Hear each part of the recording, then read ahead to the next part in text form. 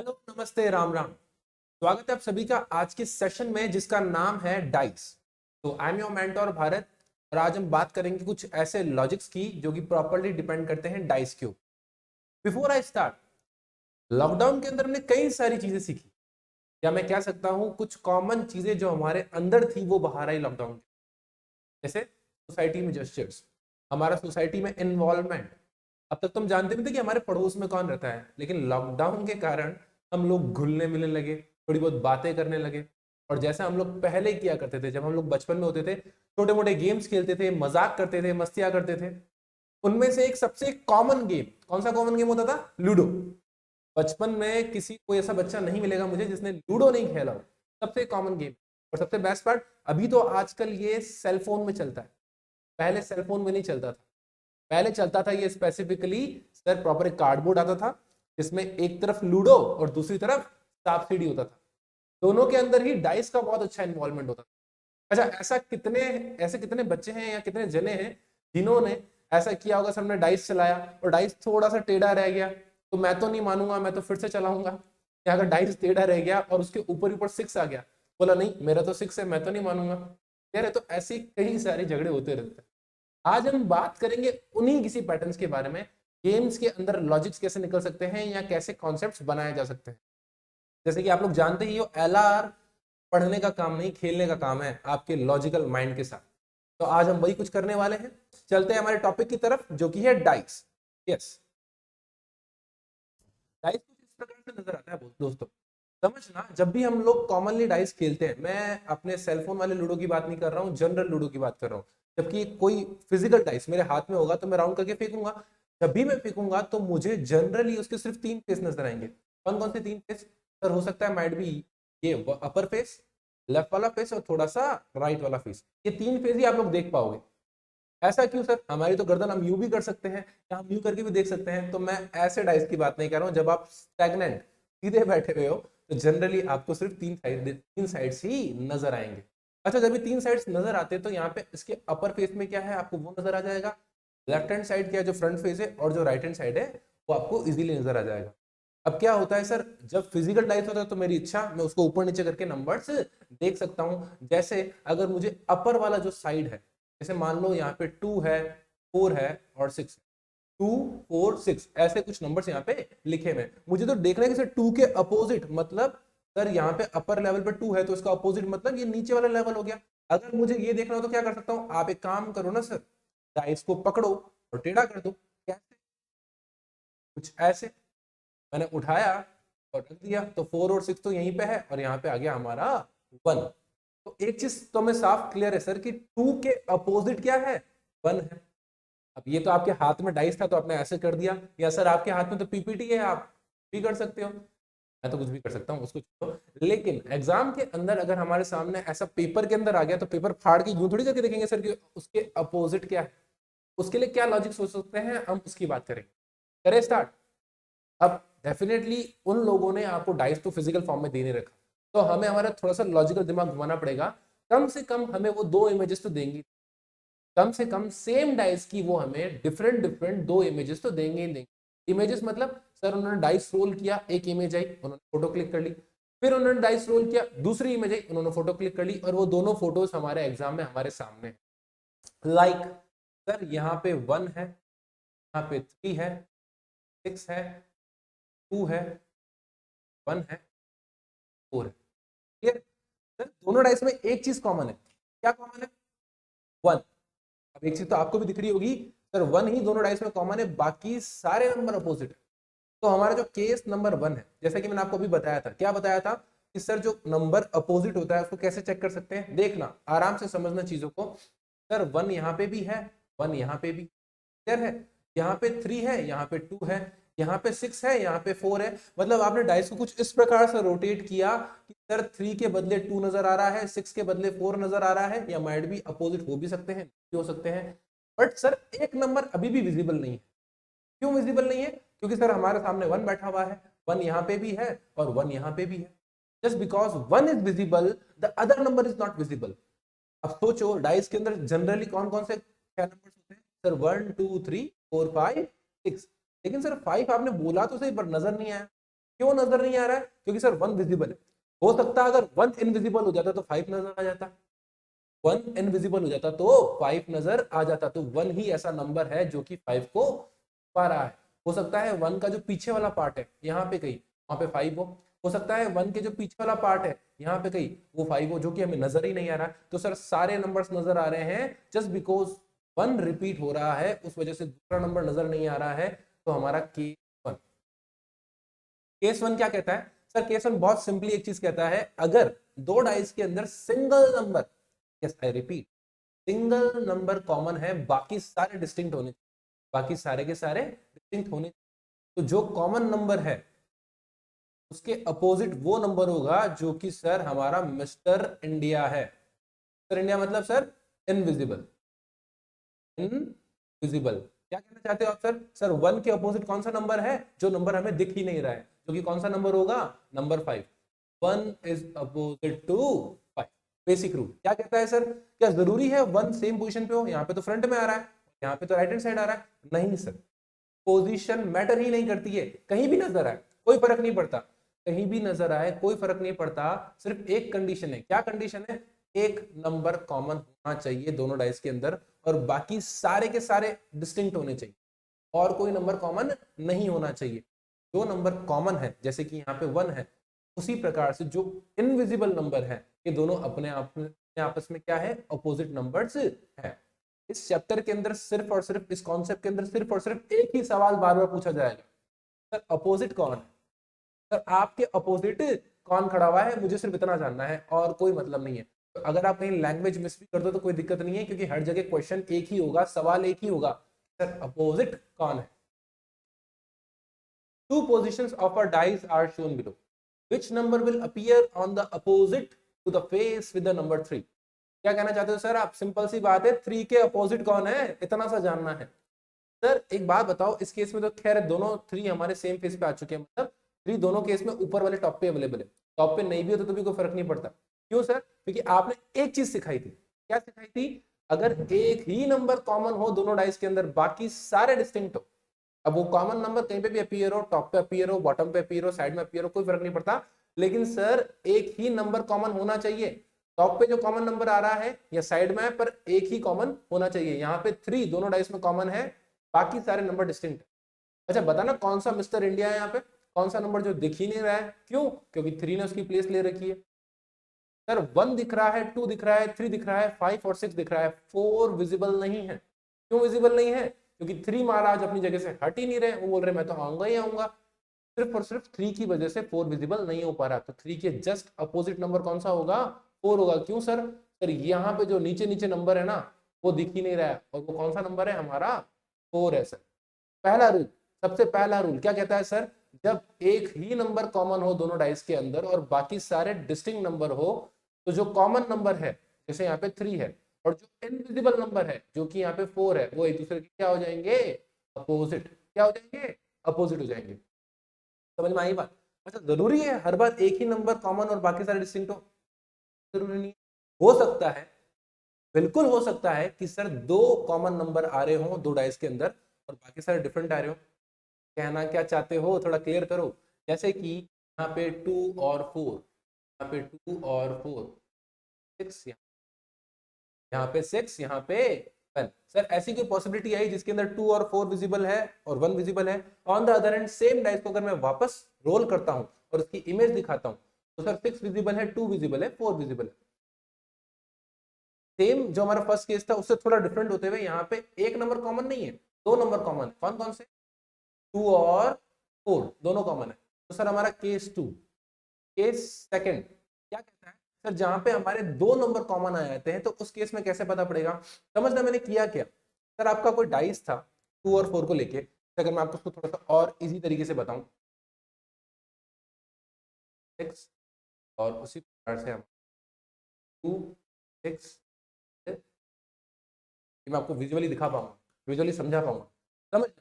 2, 4, 6 हमारा first dice क्या दिखा रहा है? 2, 4, 6। मैंने इसको हिलाया कुछ नहीं, मैंने उठाया भी नहीं, सेम जगह पड़ा हुआ है। इसको मैंने सिर्फ घुमाना चालू किया, किस तरफ? क्लॉकवाइज। मैंने इसको एज इट इज घुमा करके घुमाना चालू किया, तो जो 4 वाला फेस था, जो 4 वाला फेस था हमारा, वो हमारा कहाँ चला गया? पीछे चला गया। कहाँ चला गया, पीछे चला गया, और ये जो पीछे जो फेज है वो सामने आ गया। समझना, हमारा 6 यहाँ पे आ गया, 2 एज इट इज ऊपर ही है, और वो जो पीछे वाला फेज है कहाँ पे आ गया, हमारा 5 विजिबल हो गया।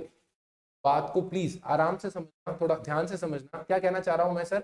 तो हमारे 4 जो भाई साहब है वो यहाँ चले गए, और यहाँ जो पीछे पीछे आइटम थे जो 4 के जस्ट अपोजिट थे वो अब हमें विजिबल होने लग जाएंगे। तो थोड़ा दिमाग लगाना सर, 2 कॉमन है, कॉमन है, 2 कॉमन है, 6 कॉमन है, जो कॉमन नंबर नहीं है, मतलब 4 एंड 5 ये अपने आप में अपोजिट नंबर।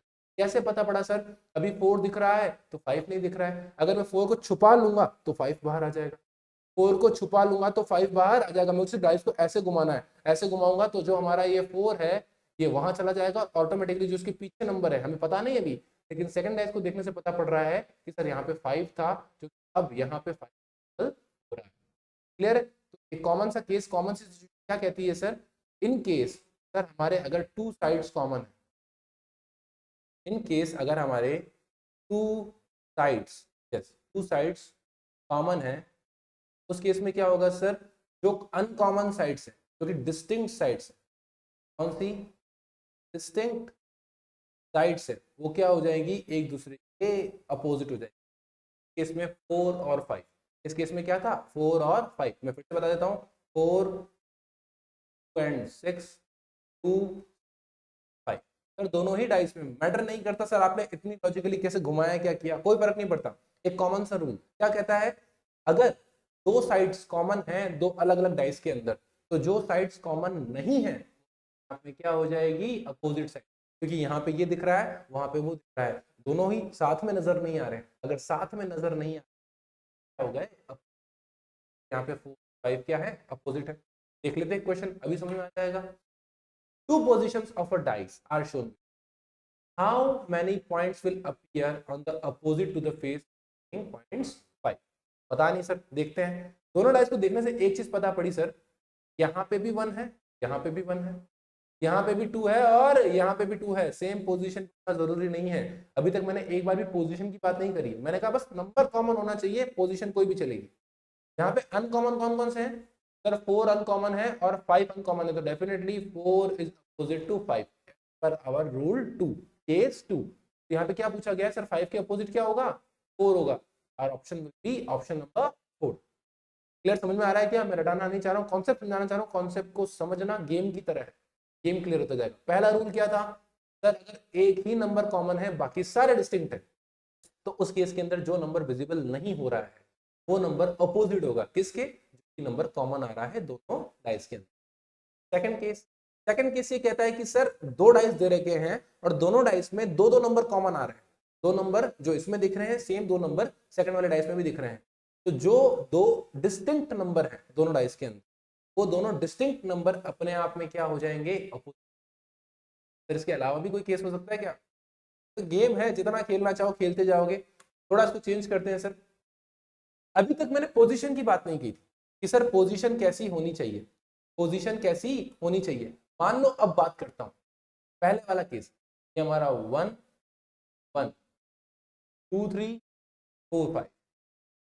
सर ये तो आपने पहले सिखा दिया ना, कितनी बार सिखाओगे, आपने अभी तो सिखाया ना केस 1 जिसके अंदर एक नंबर कॉमन हो बाकी सारे डिस्टिंक्ट हो, तो हमें देखते ही पता पड़ गया सर यहाँ पे 6 नंबर नहीं आ रहा है, तो 1 के अपोजिट कौन सा हो गया, 6 हो गया। हैरी तो रखो, क्वेश्चन दूसरा भी हो सकता है। मैं यहाँ पे पूछना चाह रहा हूँ सर 4 के अपोजिट कौन, 4 के अपोजिट कौन है बताओ। मजाक कर रहे हो, आपने ये वाला लॉजिक तो बताया या नहीं, अब बता देते हैं कहाँ दिक्कत है। थोड़ा सा दिमाग लगाना, चीजों को बिल्कुल आराम से समझ। ये मेरा 1 2 एंड 3 शो हो रहा था, मैंने इस डाइस को कुछ इस प्रकार से घुमाया, पूरा एज इट इज उल्टा कर दिया। 1 को मैं डाइस को उठा नहीं रहा हूँ, डाइस अपनी जगह पड़ा हुआ है, मैं उसको पड़े पड़े घुमा रहा हूँ, तभी 1 दोनों केस में ऊपर ऊपर टॉप पे अवेलेबल है।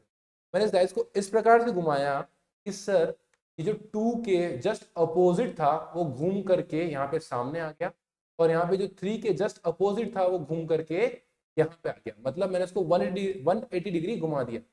सर 2 के अपोजिट यहाँ पे कौन आ गया, 4 आ गया, और 3 के अपोजिट यहाँ पे कौन आ गया, 5 आ गया। तो मुझे पता है सर 3 के यहाँ अपोजिट में कौन बैठा हुआ है, 5 बैठा हुआ है, 2 के अपोजिट में कौन बैठा हुआ है, 4 बैठा हुआ है।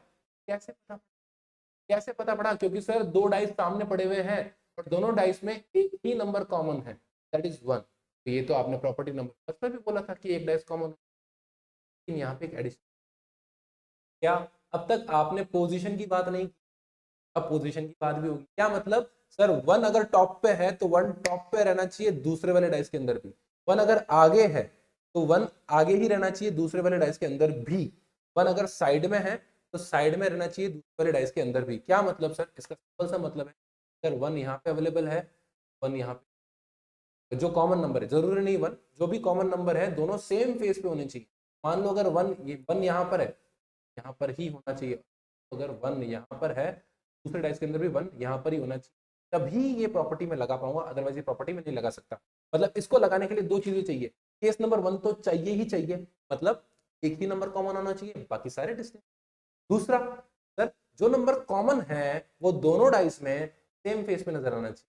अगर एक में टॉप पे नजर आ रहा है तो दूसरे टॉप पे नजर आना चाहिए, एक में आगे नजर आ रहा है तो दूसरे में भी आगे नजर आना चाहिए, और अगर एक में साइड में नजर आ रहा है तो दूसरे भी साइड में नजर आना चाहिए। जैसे कि आपने कहा 1 3 1 4 एंड 6, ये कुछ डिफरेंट ले लिया मैंने आपकी, समझना। अगर मैं पूछूं 1 के अपोजिट कौन है, वो तो आप साफ साफ बता सकते हो सर, बहुत कॉमन सा नंबर है सर 1 के अपोजिट जो दिख ही नहीं रहा है सर, 1 दिख रहा है, 2 दिख रहा है, 4 दिख रहा है, 6 दिख रहा है, 3 दिख रहा है, कौन सा नहीं दिख रहा है, 5 इनविजिबल है, तो डेफिनेटली 1 के अपोजिट कौन है, 5। ये तो कॉमन चीज हो गई। लेकिन अपने अभी अभी जो ट्रिक सिखाई है उसका इस्तेमाल करते हैं, 2 के अपोजिट कौन। अगर मैं पूछूं 2 के अपोजिट कौन है तो हम वापस वही दिमाग लगाते हैं सर, 1 कॉमन होना चाहिए, बिल्कुल कॉमन है। दूसरा सर, जो कॉमन नंबर है सेम फेस पे होना चाहिए, बिल्कुल सर, यहाँ पे भी टॉप फेस पे है, यहाँ पे भी टॉप फेस पे है, तो आपने बड़े बड़े डाइस को घुमा दिया है। जो 2 के अपोजिट था वो अब सामने नजर आ रहा है इस वाले डाइस के अंदर, क्या है, 4। और जो 3 के अपोजिट था वो अब सामने नजर आएगा इस तरफ, जो इस डाइस में नजर आ रहा है, दैट इज 6। तो मैं साफ साफ कह सकता हूँ 2 के अपोजिट कौन है, 4, और 3 के अपोजिट कौन है। सिर्फ दो कंडीशंस को फॉलो करना है, एक तो कॉमन वाली जो हम कब से फॉलो कर रहे हैं, दूसरी वाली कि सर पोजीशन सेम, इससे पहले कभी पोजीशन बात हुई ही नहीं है।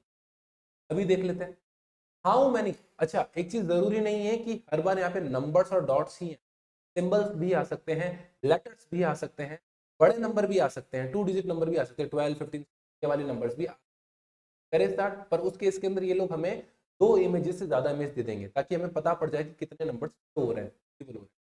How many points will be on the opposite face, on the face opposite to in face which contains 2 points? Sir 2 points के opposite कौन है, 2 points के opposite कौन है, देखो फटाफट से कैसे कर सकते हैं। तो करने के कई तरीके, अब तक मैंने आपको 3 तरीके बताए, तीनों का इस्तेमाल आप कैसे भी कर सकते हो, पर अभी जो मैंने थर्ड वाला सिखाया है, नया नया ताजा ताजा, उसको इस्तेमाल करना सीखते हैं, उसको इस्तेमाल करना सीखते हैं। देखो यहाँ पे 1 कॉमन है, यहाँ पे भी 1 कॉमन है, डन सर, और बाकी सारे नंबर डिफरेंट है, यस सर, बाकी सारे नंबर डिफरेंट। एक और चीज, 1 दोनों सेम फेस पे ही है, यहाँ पे भी 1 फ्रंट फेस पे है और यहाँ पे भी 1 फ्रंट फेस पे, तो आपकी जो थर्ड वाली जो रूल था वो प्रॉपरली अप्लाई हो रहा है, आप इसको लगा सकते हो। तो ऑटोमेटिकली 2 के अपोजिट कौन होगा, 6 होगा, और 3 के अपोजिट कौन होगा, 4 होगा। 2 के अपोजिट, 2 के अपोजिट कौन होगा, डी के अपोजिट। हाँ, बात समझ में आ रही है क्या, क्लियर है। चलो थोड़ी सी आगे बात करते हैं इसके बारे में।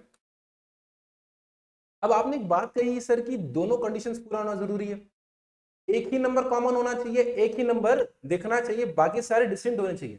अपार्ट फ्रॉम दैट आपने एक और चीज कही कि जो नंबर कॉमन है वो दोनों सेम फेस में होने चाहिए, मतलब अगर एक डाइस के अंदर अपर नजर आ रहा है तो दूसरे में पर नजर आना चाहिए। चलो आपकी पहली वाली कंडीशन तो हम लोग मान भी लेंगे, पूरी कर भी देंगे, लेकिन दूसरी वाली कंडीशन अगर नहीं हो रही है तो फिर कैसे करें, जुगाड़ बिल्कुल करेंगे, दिमाग का इस्तेमाल करेंगे। समझना कैसे कर सकते हैं, हमें 2 4 5 यहाँ विजिबल है, एंड अकॉर्डिंगली 2 6 एंड 1 यहाँ विजिबल। अब यहाँ पे हमारी पहली वाली कंडीशन तो पूरी हो रही है सर, दोनों ही केस में सिर्फ 2 ही कॉमन है, बाकी सारे नंबर डिस्टिंक्ट है। तो मैं एक चीज तो यहाँ से बता सकता हूँ, 2 के अपोजिट क्या होगा सर, 2 के अपोजिट होगा हमारा 3, जो कि विजिबल नहीं है। पर मैं आपसे ये नहीं पूछा, मैंने आपसे पूछा 1 के अपोजिट क्या होगा, 1 के अपोजिट क्या होगा। अब इसको करना तो पॉसिबल नहीं है, तो मैंने क्या किया, डाइस को ही टेढ़ा कर दिया, डाइस को ही टेढ़ा कर दिया, कुछ इस प्रकार से टेढ़ा किया कि सर जो मेरा 2 है वो फ्रंट पेज पे आ जाए और बाकी सारी चीजें एज इट इज हो जाए। तो हमारा 2 है उठ करके फ्रंट फेस टॉप फेस पे आ जाए, ताकि चीजें मैं जो थर्ड कंडीशन वाले जो कॉमन कंडीशन है थर्ड रूल को लगाने के लिए मैं उसको अप्लाई कर सकूं। ठीक है, पूरे डाइस को टेढ़ा कर दिया, पूरे डाइस को एंटी क्लॉकवाइज एक बार मैंने घुमा दिया, तो जो हमारा 2 है वो उठ करके सामने आ जाएगा, जो हमारा 6 है वो यहाँ पे आ जाएगा, और जो हमारा 1 है यहाँ पे। क्लियर है? डाइस को मैंने उठा करके ऐसे रख दिया, समझो मैंने कोई फेस घुमाया नहीं है, मैंने डाइस को घुमाया नहीं है, सिर्फ इसको टेढ़ा करके इस प्रकार से रखा है कि जो मुझे नंबर्स विजिबल हो रहे थे वही विजिबल हो रहा है, लेकिन लेकिन जो हमारा 2 साइड में था उसको मैं ऊपर लेके आ गया, तो डाइस को मैंने ऐसे टेढ़ा कर दिया। समझना चीजों को। वापस आपकी सर थर्ड रूल के लिए दोनों कंडीशन एप्लीकेबल हो गई है, सिर्फ और सिर्फ 2 कॉमन है दोनों डाइस के अंदर। हमारा जो डाइस नंबर 1, डाइस जो 2 है हमारा, दोनों ही डाइस के अंदर, यस दोनों ही डाइस के अंदर हमारी सारी कंडीशंस लग चुकी है, सिर्फ 2 कॉमन है, और जो कॉमन नंबर है अपर फेस पे विजिबल हो रहा है। अकॉर्डिंगली सर 4 के अपोजिट कौन सा नंबर आएगा? 6 आएगा, और 5 के अपोजिट कौन सा नंबर आएगा? 1 आएगा। तो जो आपका क्वेश्चन था 1 के अपोजिट कौन है सर? 1 के अपोजिट हमारा 5 है, या मैं ये कह दूं 5 के अपोजिट हमारा कौन है? 1 है। तो आप ये भी दिमाग लगा सकते हो एग्जाम के अंदर, ये भी थोड़ा लॉजिकल ट्रिक है, अपने आप में कई सारी चीजें आपको यहाँ सीखने। चलो सर, एक बार ऐसी कई सारी चीजें आपका वेट करिए, ऐसे कई सारे क्वेश्चंस आपका वेट कर रहे हैं, क्योंकि हम लोग नेक्स्ट क्लास के अंदर डिस्कस करेंगे। कई सारे क्वेश्चंस आपको ट्राई करने हैं, ये गेम है, ट्रिक्स है, तो मजे की तरह खेलो। लूडो खेलते वक्त सोचते हो कि कितनी जान से चला रहे हैं, कितने गेम्स खेल रहे हैं, वैसा ही यहाँ पे दिमाग नहीं लगाना है, क्वेश्चंस करते जाओ, मजे लेते जाओ, और आपके माइंड से टॉपिक सारे क्लियर करते जाओ। Okay, have a nice day. Next class के अंदर हम लोग मिलेंगे और डिस्कस करेंगे इससे रिलेटेड कई सारे क्वेश्चंस। इसमें ना सिर्फ नंबर्स का यूज होगा, सिंबल्स का भी यूज होगा, लेटर्स का भी यूज होगा, और ऐसी कई सारी चीजें। Okay, have a nice day.